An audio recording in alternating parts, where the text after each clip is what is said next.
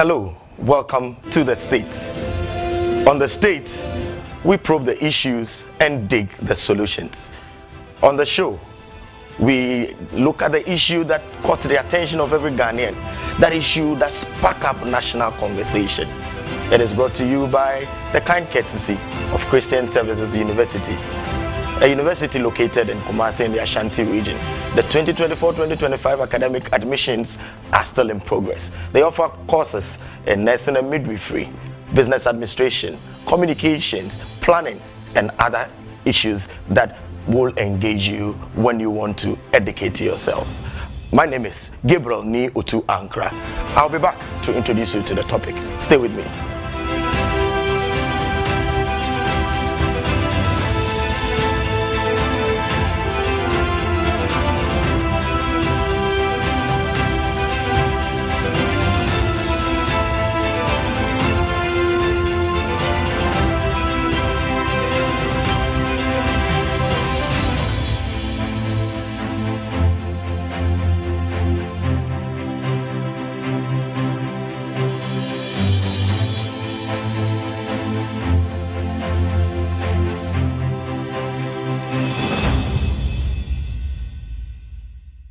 The Christian Service University, a fully chartered private university in Ghana, is inviting applications for admission. Undergraduate programs include BSc Nursing and Midwifery, Computer Science, Information Technology, Bachelor of Business Administration, BA Communication Studies, Planning and Social Development, and Theology with Administration. Postgraduate programs include MSc in Accounting and Finance, Monitoring and Evaluation, Corporate Planning and Governance. We have MA MPhil Communication Studies, MA Christian Ministry with Management, Event Management, MPhil English and Mathematics Education. With quality, faculty and state-of-the-art facilities, we blend academic work with entrepreneurial mindset in all our programs. For more information, please call 0246-275375, 0240-154825 or 0244-596603, or visit our website www.csuc.edu.gh. CSU is located at Odeneho Kwadaso on the Kumasi-Obuasi Road, 100 meters off Star Junction. Choose CSU today to secure the future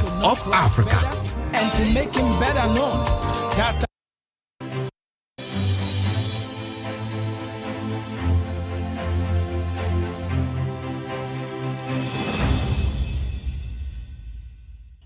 Welcome back. Let us do W Briefs. On W Briefs, what we do basically is to give you an executive summary of the topic that we are discussing for the day. So we flesh it out for you, a discerning viewer, to understand and appreciate the details behind the discussion as it is going on. This week, the Minister for Youth and Sports came out to say that they had no idea about what we are talking about. You heard about it. Some call it the national embarrassment. The Paralympic team that went to Oslo, 11 of them absconded. They didn't participate. They didn't register to participate. One passed on. The other was accosted when he was trying to run away by train. This afternoon, we'll be assessing the issue. We'll be asking ourselves the questions and finding solutions to them so that we don't have future recurrence of this disaster. I'll be back for you to meet my guests who will be joining us in the conversation. Stay right with me. Don't go nowhere.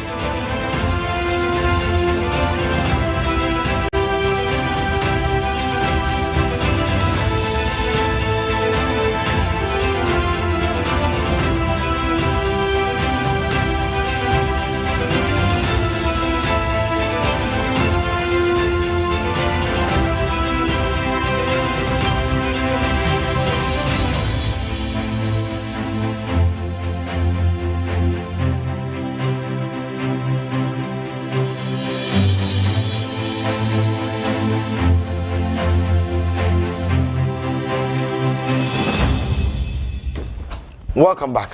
You're still on The State. This afternoon, we are assessing the situation on the Paralympic team that absconded in Norway, that has sparked up national conversation. It is brought to us by Christian Services University.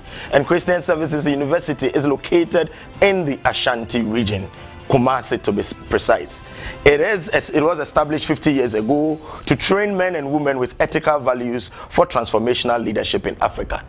Admissions for 2024-2025 academic year is in progress for all undergraduate and postgraduate programs. CSU offers dynamic academic and industry-driven programs in nursing, midwifery, business administration, communication planning, and computer science.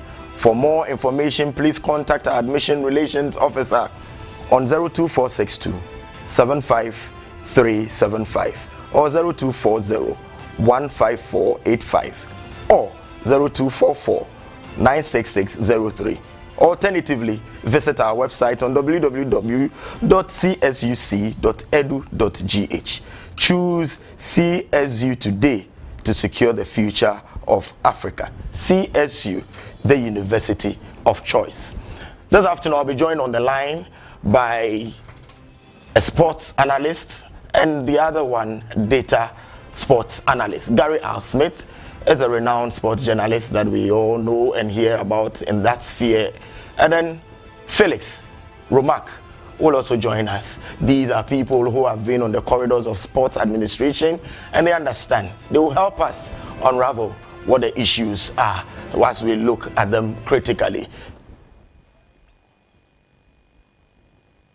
𝗟𝗓𝗏𝗧𝗵𝗲𝗏, we'll start with Gary to go through the issues with us. Hello, Gary. Hi, good afternoon, Gabriel. Thank you for having me. It's a pleasure to be here. Good afternoon, and we're so grateful to have you. Thank you for making time to be with us. So Gary, let's quickly look at it. So we term it the fake para-athletes scandal. It's a huge scandal. Some have called it national embarrassment. Not the first time though, others say it. How did you take the news when it first broke out? How did you take it? Well, I mean, as a Ghanaian and as a journalist, you know, there are different reactions. So as a journalist, it's just another story that you have to look into and find out if it's true, the veracity, and then do your reporting accordingly. So you go through the usual motions of fact checking, and if even your private view is one of shock and disbelief when you initially hear it, is because these things are never nice. And I think that the difference in this story, or with this story, as compared to other ones that have happened in the past, is the scale to which it was done. So you have some of the other so-called Australian visa scandal and stuff like that. The levels to which they happened were not as deep as this one, because this went right down to the level of basic forgery, and impersonation. And you've seen impersonation before in other visa scandals, but this one included forgery of certain documentation and impersonation of some officials even back home, and that's put a different spin on it. So those were my first reactions as a journalist, as a Ghanaian. I mean, especially if you are somebody who doubles or reports in the areas that I do, with colleagues who follow my work from all around the world. It's never nice. Sometimes some people say, but Gary, you have all these people who follow you, and you have a sort of international outlook to the way you report and places you report. Don't you feel you are embarrassing Ghana? And the simple answer I have learned to give is that I'm just doing the job. So yeah, if it's positive, good. If it's negative, unfortunate. Yeah, Gary, curious though.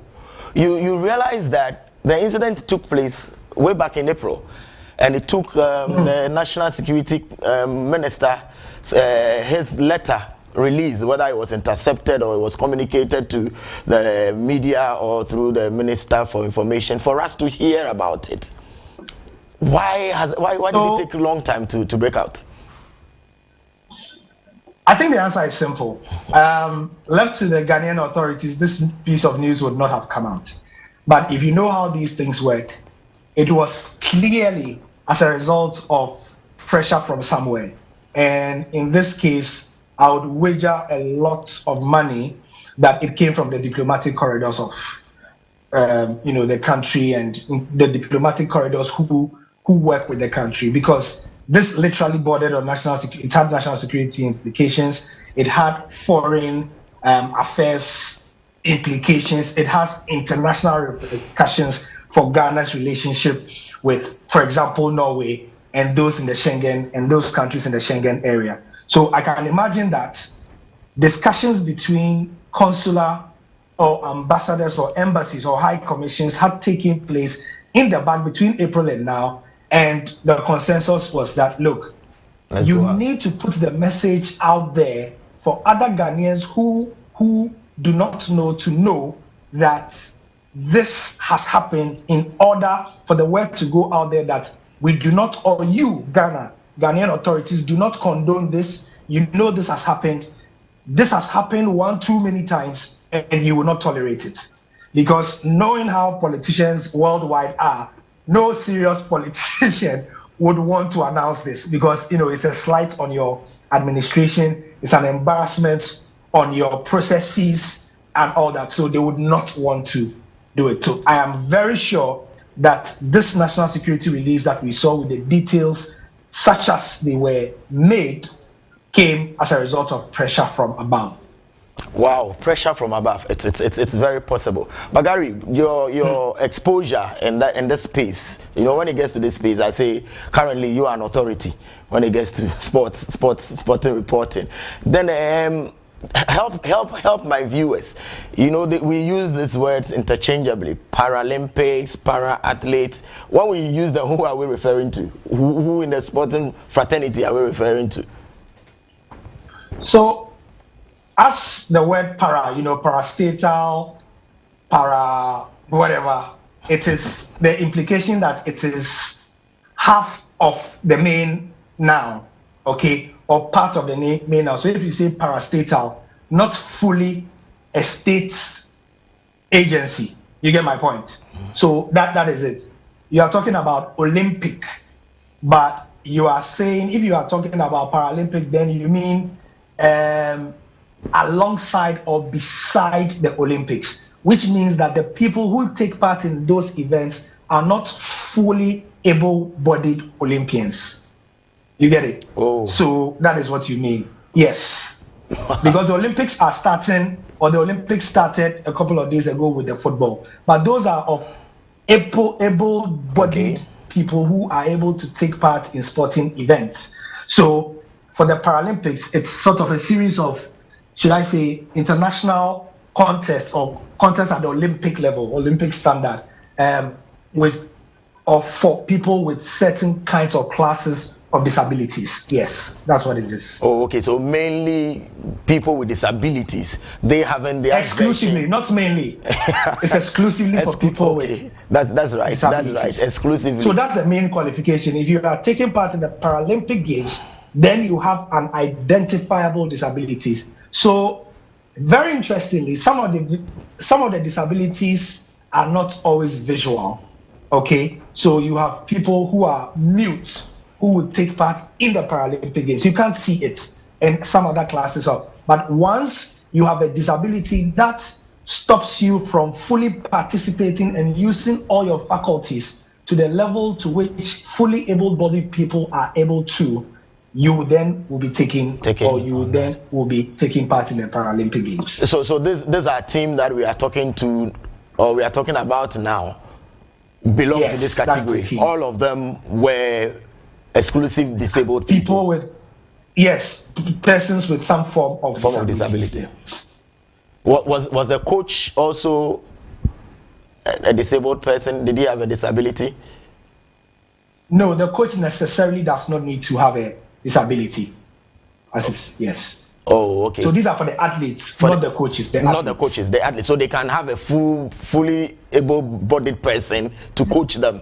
The coaches, the administrators, all can be fully able-bodied, but it is the athletes that the focus is on. Yes. Gary, if you confirm this for me, I don't know how true that is, but I hear we've had some of our Paralympic team recently, I don't know which event that was, deaf and dumb, but on the pitch or in their room, they were heard singing Ghana songs, 𝗟𝗓𝗓𝗓, and shouting "Watch out" and things on the pitch to the amazement of their opponents. Did that happen?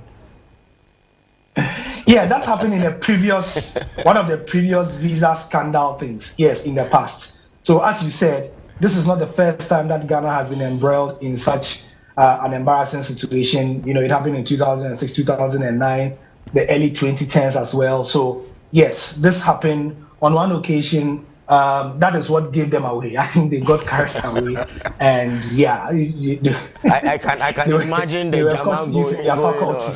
I can imagine the Jama in the deaf and dumb room and their squad. That was interesting times in Ghana. Okay, moving on. Let me ask you to help my viewers appreciate the issues better. Now we have National Sports Authority, we have Ministry of Youth and Sports, we have the National Paralympic Committee. We have so many of these blocks. Can you tell us the mandates, what they do, and who calls the shots? Where does the buck stop with these groupings that seem to have authority on every area? Well, so it's just like in your normal government agency, the various departments, what do you call it, MDAs, right? Yeah. Ministries, departments, and agencies have different mandates and different levels of authority and different levels of areas that they supervise. So some would get their authority from legislative instruments so that they will be called associations, some will be called authorities, and so on and so forth. So those are the differences. The National Sports Authority, to begin with, is the umbrella body for all sports associations in Ghana. Okay, so any sports association you hear must be registered under the National Sports Authority. They are under the ambit of the National Sports Authority. The Ministry of Youth and Sports has oversight responsibility over all sporting activities in Ghana, including the National Sports Authority. So the Ministry of Youth and Sports is the one, and then under they give, because remember sometimes we have the Ministry of Education, Youth and Sports. Yeah. That's a big one. Okay, so then the sports side will go to the National Sports Authority, and then to the National Sports Authority to say, hey, you guys, we want you to keep an eye on over the currently over 40 federations, so Ghana boxing, Ghana swimming, Ghana football, Ghana tennis, Ghana this, Ghana that. So we have the Ghana Paralympic as well. Then they are also parts of the National Sports Authority. Then you have the National Paralympic Committee. They have the job to take care of, as the name suggests, all national Paralympic events that have to do with the Olympics. They are the committee in charge of everything to do with the national teams that are qualifying and representing Ghana on the Paralympic stage. That's it. So it's like the Ghana Olympic Committee. Ghana Olympic Committee work on preparing, managing, and ensuring that Ghana has the best possible representation in the events that happens every 4 years, that is the Olympics. It's as simple as that. So National Sports Authority, National Paralympic Committee, Ministry of Youth and Sports. Right. I will tell you later why I asked for the classifications, because the distinctions. Yes, yeah. The distinctions. At a point in time, I will end on who is to blame, but we'll get there so that as we move forward. Let me ask you. So this very scandal that we are discussing, of course, there will be the truth. There are the fake news. There are the half truths surrounding it. What do you know about the scandal? What do you know that you can tell that this happened, this is hearsay, this is it? So you're asking about, I believe, the facts of the matter. Sure. So as you mentioned in your introduction, the facts of the matter are that at some points, Ghana was supposed to put out a team, as it were, to represent the country in some games in Norway for Paralympic athletes. So the mandate will be that Ghana will put forward a national team or a team of Paralympians that will go and do this representation.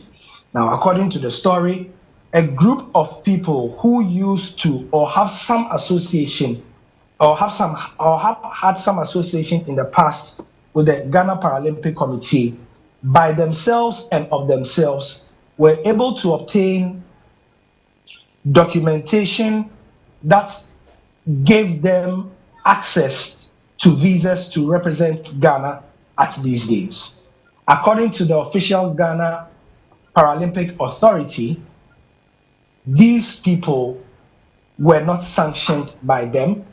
The letters they wrote and took to the embassy for permission to enter Norway and the Schengen territories were fake.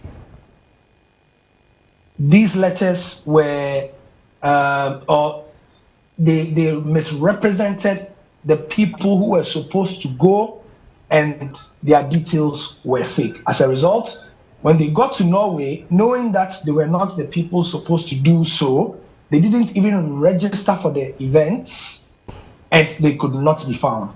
At which point, the authorities in Norway did, the needful, alerted the Ghanaian authorities also in that side of the world, and then Ghanaian authorities here were notified. I suppose investigations took place, after which the facts of the matter were given to us as they were within the last 1 week. That 11 of the 11 people who were supposed to be there, 9 absconded, 1 passed on, 1 was arrested. These are the facts of the case.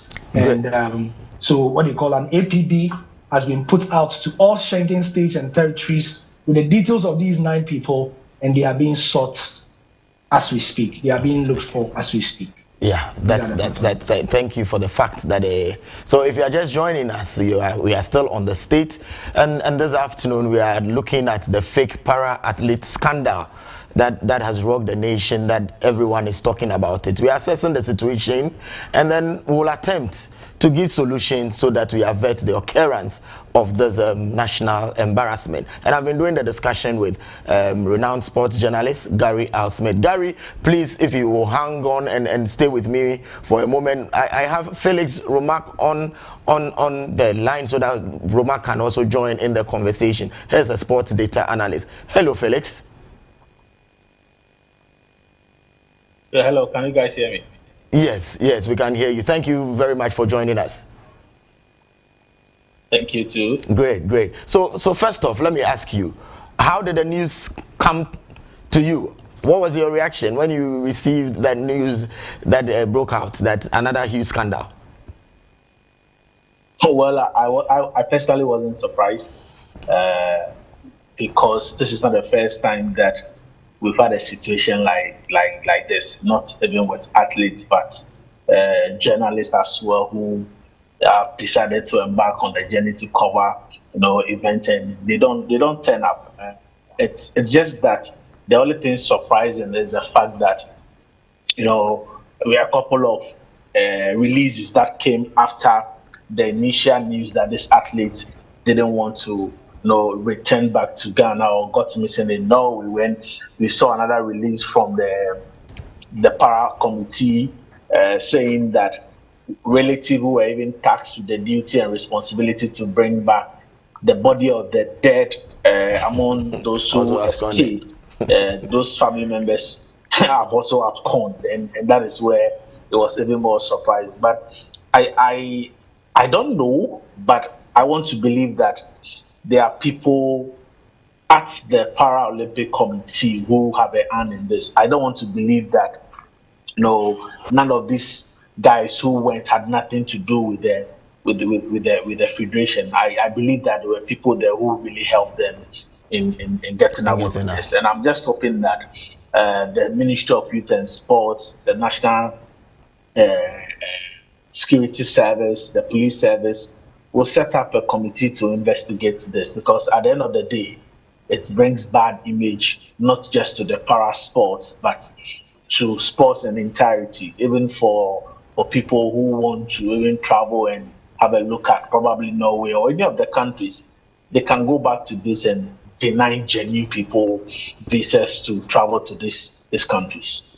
Yeah, let me take your thoughts on or more or less help us appreciate and understand the process. Of course, you and Gary, you've traveled extensively with some of these teams, and you really appreciate how it works. So when a team is to represent the nation what are some of the processes that they go through? Because I'm really trying to get my head around how, because of the issue of forgery, how did they pass through easily like that? Walk us through the process. The last time I traveled with a delegation was to cover the African Women's Championship. That was 𝗟𝗓𝗡𝗚, who happens to be their branch manager. What you need to do is present the list to the FA with your passport numbers and all that, and then the FA, through their protocol, will present the names.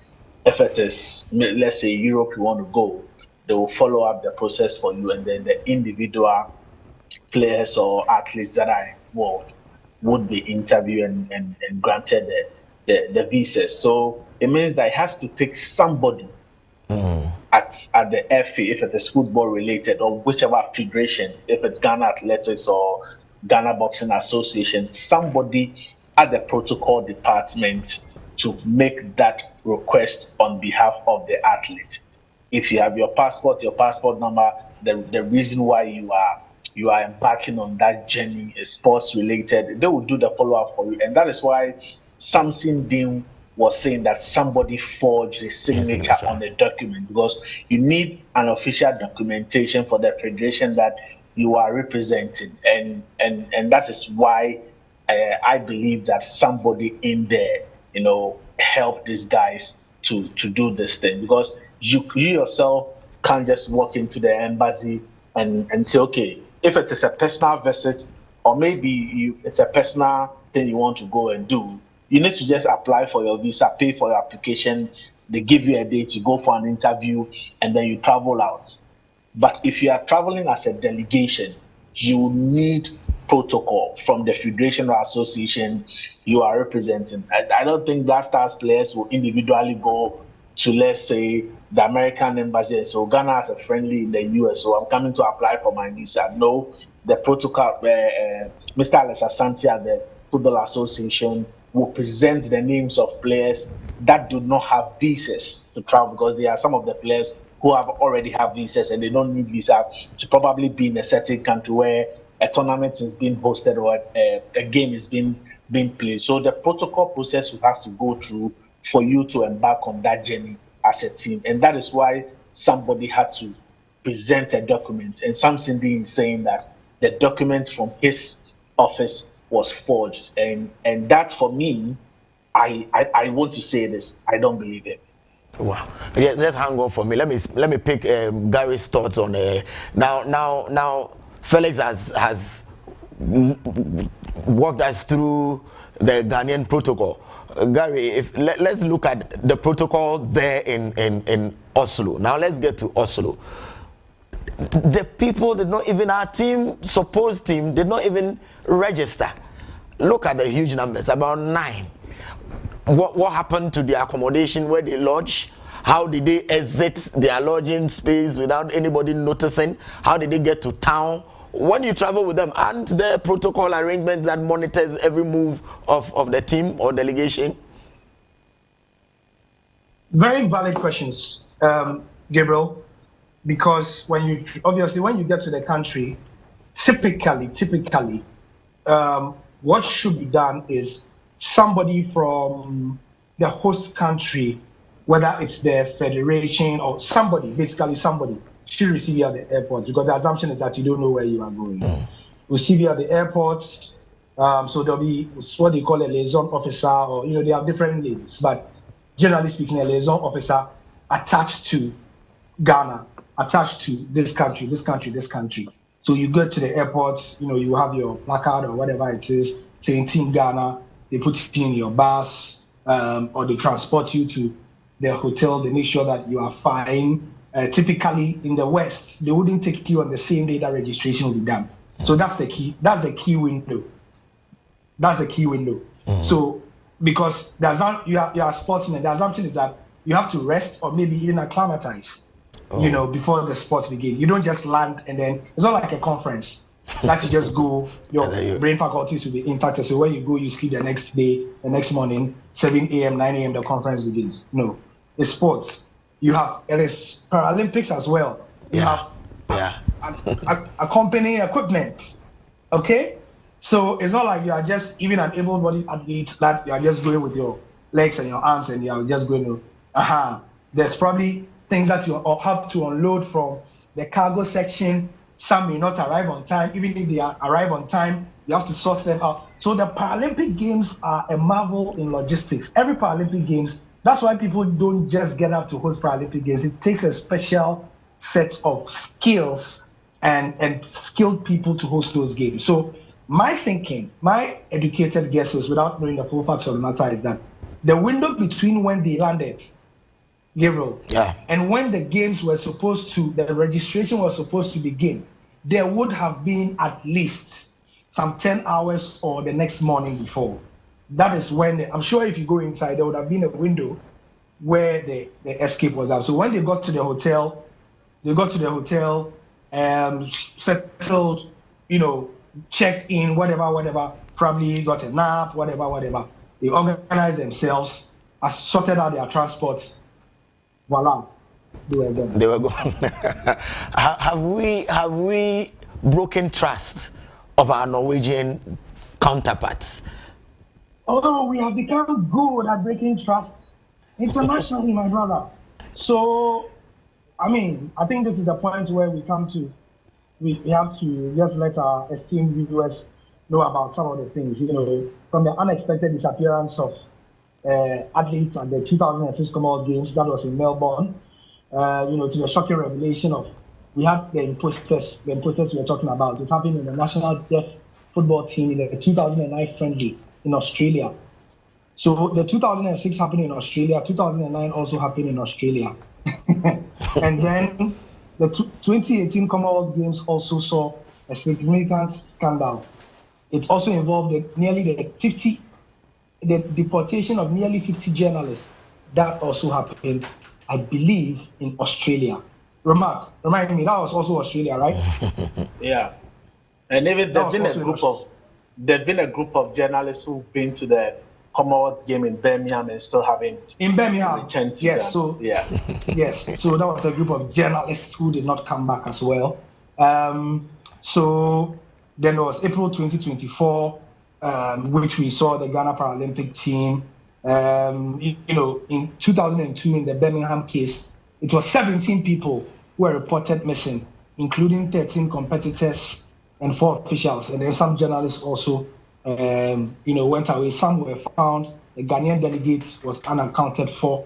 Then, so this briefly, this is my W brief. Yeah, that was nice. That was a nice one. You see, I'm smiling. Because I want to ask you a known question. The question is that why will you abscond? Why are they running away? And look, sports journalists, you are okay. The state has taken you, they have catered for you, go and come. Why? Don't tell me I know why I don't know. That's why I'm asking you. Why would they do that? No. I think that, you see, people think, and it's an important question, fellas, you might help me here. It's an important question because people think they know why, but people may not know why. Because, so let's take the athletes. If I am an athlete, I train every morning. Where do I train, Gabriel? I'm probably from secondary school. Let's take the normal athlete who qualifies for the national level.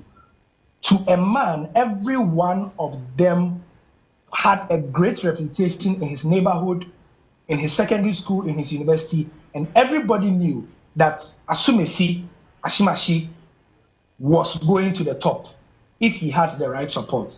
At some point, he probably put his education side by side or on hold to pursue the athletics because it was his passion, was not getting support from even the facilities that he would train. So instead of training at a facility that was, for example, to the standard of the University of Ghana Stadium in Legon that has been recently constructed, where was he training if he lived in, say, Oyarifa in Accra? If he was in Kumasi and he was about 40 kilometers away from the Baba Yara Stadium, which these days, at a point had tracks, didn't have tracks, and so on. Let's say he lived far away. How would he even get there? In his neighborhood, he does not have a community park or a community sports center or a youth sports center. So he'll be running on the street, competing with shoes that are not right, or something as basic as shots that are not right. So every day he's competing backwards because his colleague in even South Africa and Egypt, Algeria, Tunisia, because of the countries they live in, they are competing with the best. I've not even come to money. I'm talking about things as basic as shoes. Yeah. Some athletes don't have even electronic timer, so they are using manual timer like this. And this cannot give you the accurate time. They do not even have electronic timer to even time their runs. And we know that in most sports, you are competing against time. So they can't even tell. They know that this guy, he ran, but his journey is cost 90 because the running he's probably even running they call something against the wind, but he doesn't know. So even if he has a timer, the timer is telling him that he's running for 10 seconds. But when he goes for international competition, he has run 10 seconds, but 3 seconds of that was wind. So it was 7 seconds, but he doesn't know. I see. I'm sure that there are other reasons that might. So I'll pick Felix. I'll pick your thoughts too on some of the possible reasons when we come. But viewers, we are discussing the fake para athlete scandal. We are trying to assess the situation and see if we'll give solutions to avert such embarrassment. So Gary and Felix, stay with me. We'll take a break. We'll be right back.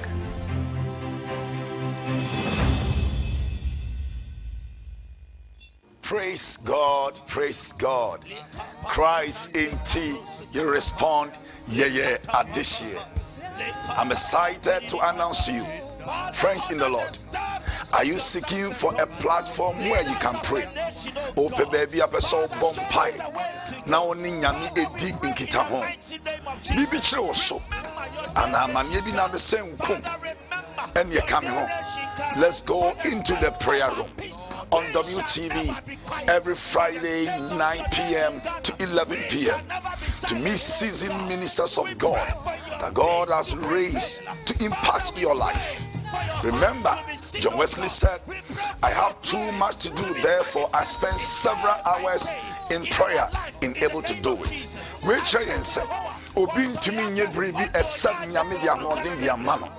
That is why we are calling upon you. Meet myself, Reverend Hosea Osei, and the Evangelism Missionary Renewal Directorate as we lead you into the prayer room where we encounter Christ. And I believe your life will never be the same. Call your friends, your loved ones every Friday 9 p.m. to 11 p.m. where we will encounter Christ. God bless you. See you on our screens on WTV every Friday 9 p.m. to 11 p.m. God bless you. Orofo onyankopon bo wi yo ate Bible say medium ma adwen amedwen won wonya bone bi de adwen be ma wa wi pa ene edi da so obonofo na pekwan bi afaso awura asirtena mu awura brabo mu nti niam onyame hyehye to ho ma ye no entumi nko se ne ese eko na so onyankopon e de nkunimdie kwan bi e de ato ho amaye na no ne twase nipa hwehwe akire kwan eyin ye gina nkunimdi a onyame siesie ma ye no na free ho no ye be ye dan ne yatumi asan afa. There should be a point. Saul e wo Damascus kwan so no Christo ehia no until there was a turn in his life. Onyankopon soma Jonah, there was a turn e wo na brabom e na si wo brabom e na ekoso wo asetene mu won a wo hu won no oyi won to ho wanga wo yi won wo frɛ wo wanga wo frɛ won no ɔhyɛ won ani onyam ɛne ntimi ni dwumadi a wato ne din sɛ turning point at the brew ɛwɔ Wesleyan TV kwasia da bia anwumrɛ no nkron mesrɛ anwumrɛ no nkron na watena wo TV akyi na me wa yɛ mpɛnsɛmpɛnsɛ mu wɔ nyame asɛm mu. There will be a turn na wo de ani onyam hyɛ ɛbɛmɛrad. Shalom, peace.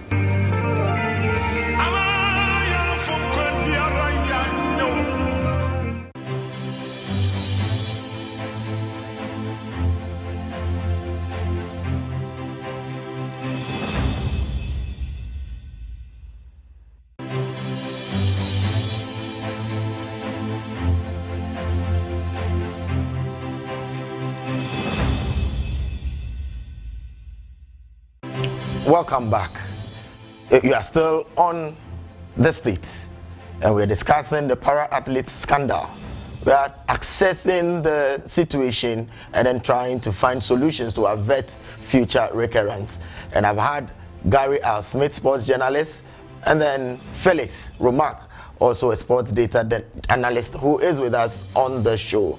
We'll continue with the conversation, and I trust you will enjoy as we've had so far. So Felix, before we went on the break, I was picking Gary's thoughts on what possibly could push our athletes to abscond. Why would they do that? And Gary was sharing his thoughts. Can you tell me what you think might be the reason why they do that?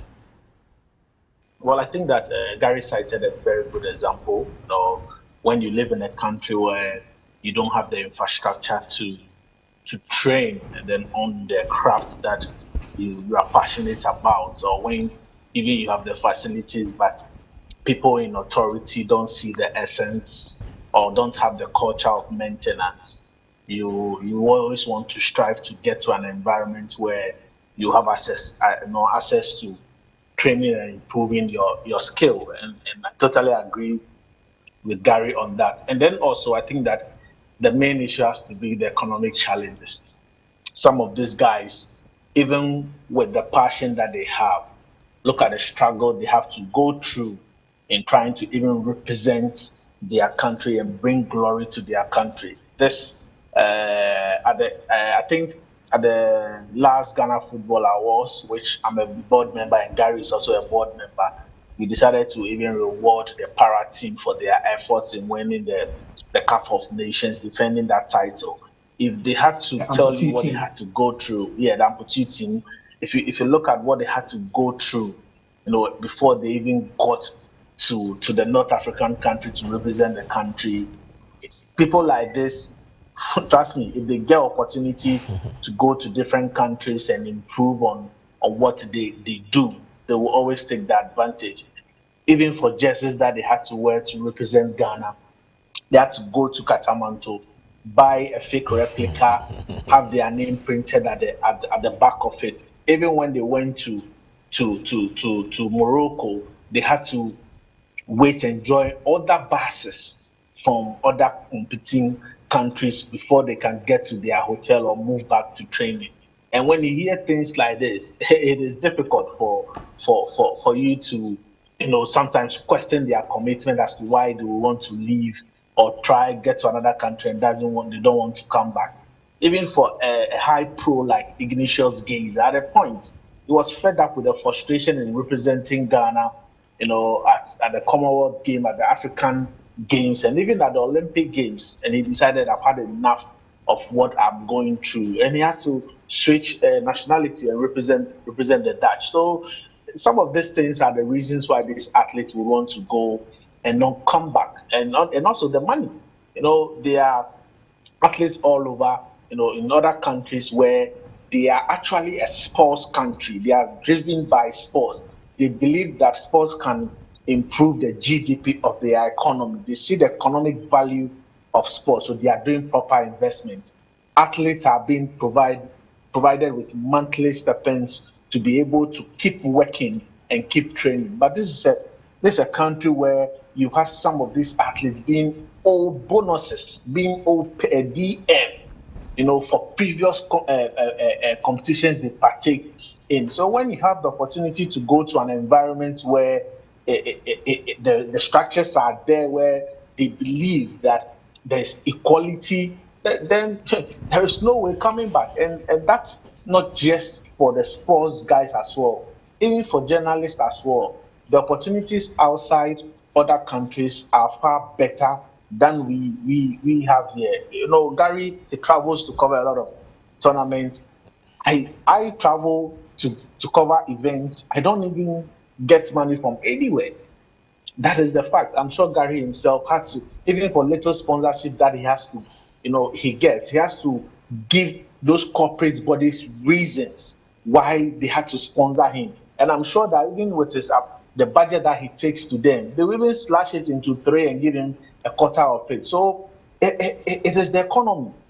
Basically, that is making things are very, very hard. And that is the reason why people want to embark on a journey like that. Not look for just greener pastures but they want to get to a place where the environment will be good for them to improve on the passion that they have. Exactly. That's interesting, because we see everything look so rosy on the screens when you are reporting from the big tournaments and competitions, and we're like, oh, Ghana government sponsored you there, you are looking good, you come with a per diem and the dollars in your pocket, and then some will start sending you messages, send me momo, not knowing you also struggle to sponsor yourselves there. I think that this year in particular, Gabriel,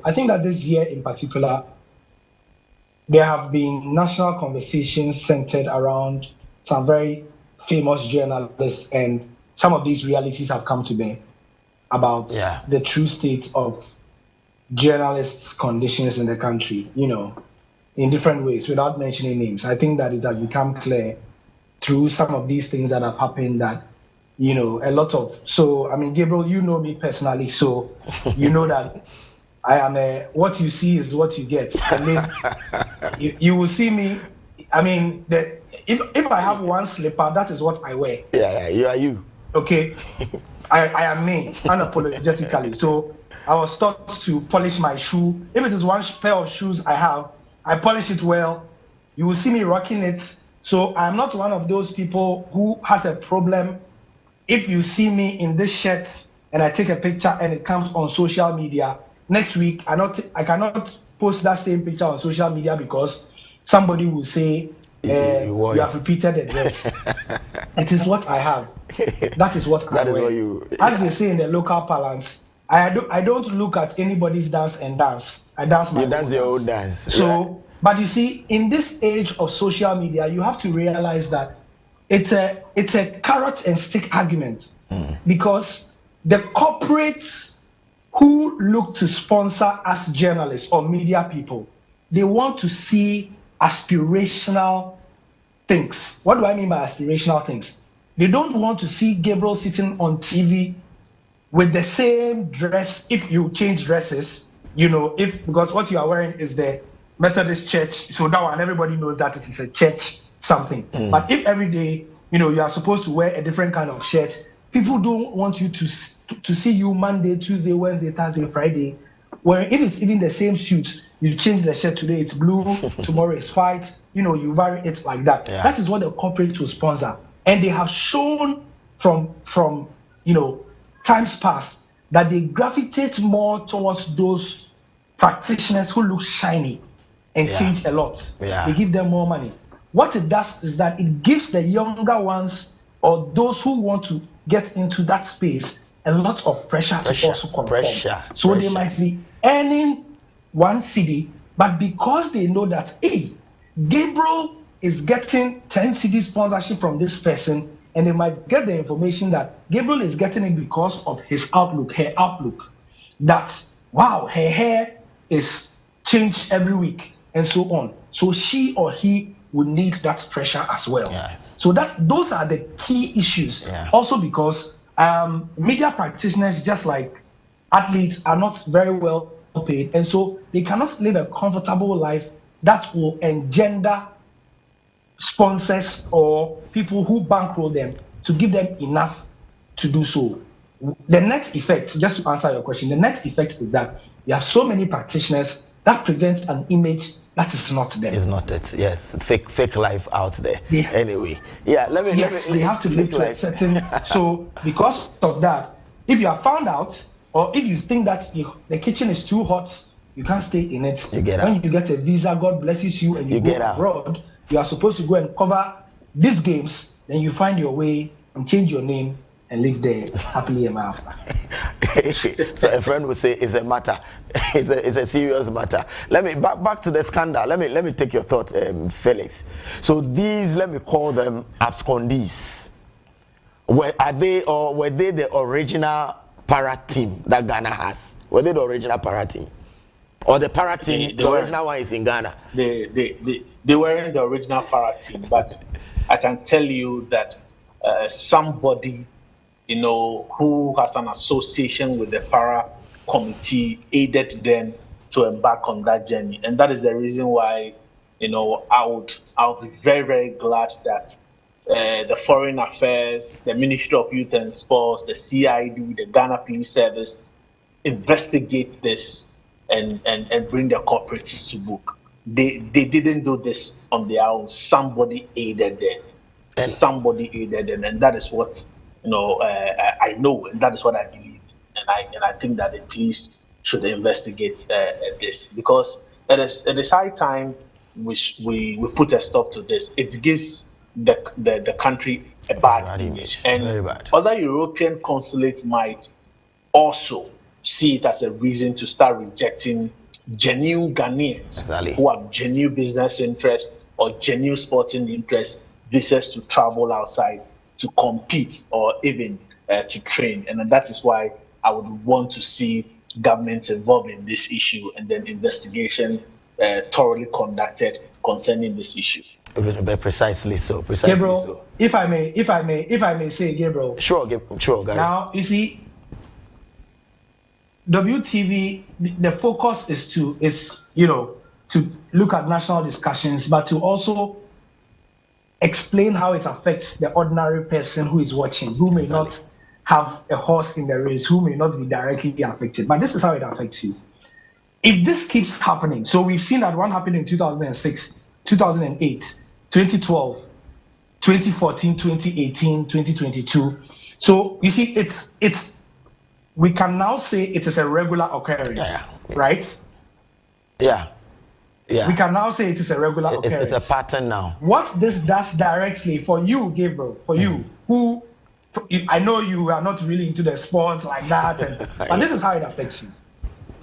You are into hospital administration as your day job, Gabriel, right? Right. Correct. You are going for a conference in Norway. You see where I'm going with it? Yeah. You apply for it. Because of what has happened, you are subjected to unnecessarily more stringent checks that are dehumanizing, debasing, and insulting to your person as a human being.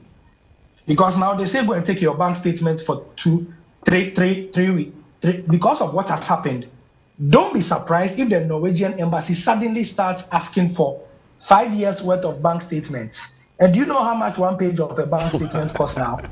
It's 10 Ghana cedis. Imagine if they ask you for 5 years. 50 pages. So this is how it affects you. Yes, you understand. And the second thing is, we have something we call the International Passport Index. It is the power ascribed to every passport in the world. That is to say, every passport has a power to enter certain countries without visas. The less number of countries you need visa for, the higher you are on the ranking. In times past, Ghana has benefited immensely from a less passport index, or a smaller number when it comes to the passport index. So it means that when Gabriel takes his passport, he can walk to a certain number of countries without being subjected to be very, very honest with you, stupid questions. Okay? And things. Right now, Ghana's mobility score on the passport index is number 75. We used to be number 40. I see. It's a problem. It's a problem. Ghana's global rank is 66. And it affects any and every Ghanaian. It affects any Ghanaian. If a pastor, if a reverend minister in the Methodist Church has an evangelism program somewhere, he needs to go and save souls, which is an important part of our lives. They are now going to ask him for passports, bank statements for the Methodist Church to provide financial statements for the last 20 years. It's not a pleasant. It's not a pleasant experience. It is not. Those are the reasons why, for every viewer watching, this must concern you, especially if you are a holder of a Ghanaian passport. Yeah, exactly. Gentlemen, you've been phenomenal, and I think you've helped the viewers to really appreciate the issue. Now let's look at solutions. And whilst you give your solutions, I'll take your final words and thoughts on the whole discussion. So I'll start with you, Felix. Going forward, what do we need to do? And then you give us your final words. I think that, first of all, we need to go back to when we were, a sporting country. And when I say a sporting country, there's a proper plan for sports. We have facilities.